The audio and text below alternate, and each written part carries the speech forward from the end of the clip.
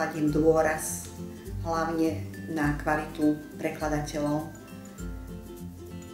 V podstate preklad sa dá povedať, že to je ručná práca, to znamená, nemôžete to zadať do stroja a stroj vám vypluje preklad. Preklad vždy musí robiť človek a keďže to robí človek, tak ako preklad vyzerá, aká je jeho kvalita, závisí to od kvality toho samotného človeka, teda od kvality toho prekladateľa. Asi, keby som použila príklad, keď sa postaví zlý dom a potom sa má opravovať, ten dom nikdy nebude dobrý. To znamená, keď sa raz urobí zlý preklad a má sa opravovať, ten preklad nikdy nebude dobrý. To znamená, preklad musí byť dobrý hneď na prvý krát a korektúrou sa doladia už len chybičky, krásy, ako sú napríklad preklepy, chýbajúce čiarky, prípadne prehodenie slov vo vete, teda usporiadanie tej vety. Ale v žiadnom prípade sa korektúrou nesmie, alebo teda korektúra neznamená, že zo zlého prekladu sa urobí dobrý preklad. Preklad musí byť hneď na prvýkrát dobrý a teda musí ho robiť dobrý prekladateľ.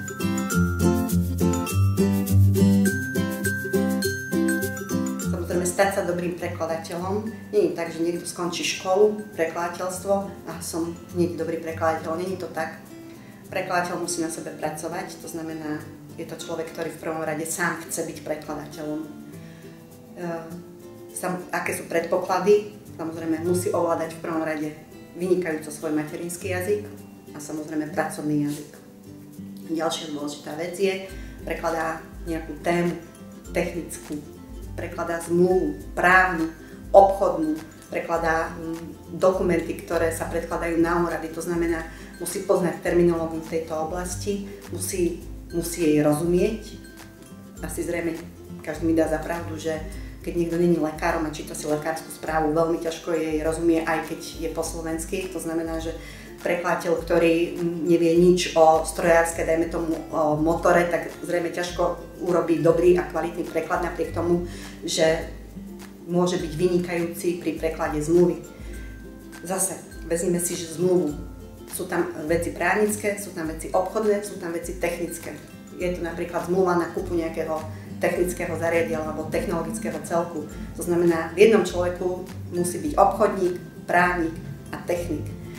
Keď není, musí si naštudovať danú oblasť, prípadne sa spojiť s človekom, ktorý tomuto ovláda. A toto je vlastne výhoda tej agentúry. Není tu jeden človek, je nás tu viac, je nás tu dosť veľa na to, aby sme vzájomne medzi sebou mohli konzultovať.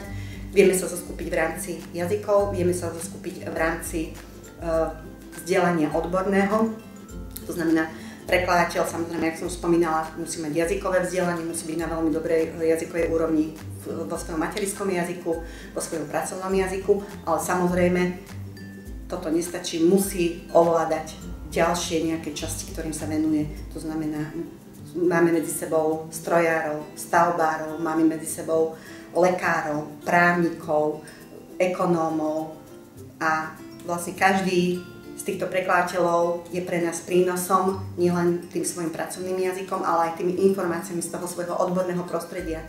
Ja sama som teda prekladateľka, venujem sa anglickému jazyku a pokiaľ prekladám zmluvu, preložila som ich už, neviem, či by sa to dalo rátať možno na tisícky, aj mne sa môže stať, že mi proste tá vec nie je úplne jasná, viem zdvihnúť telefón, viem, komu mám zavolať a viem, kto mi detálne vysvetlí, o čo sa tam jedná.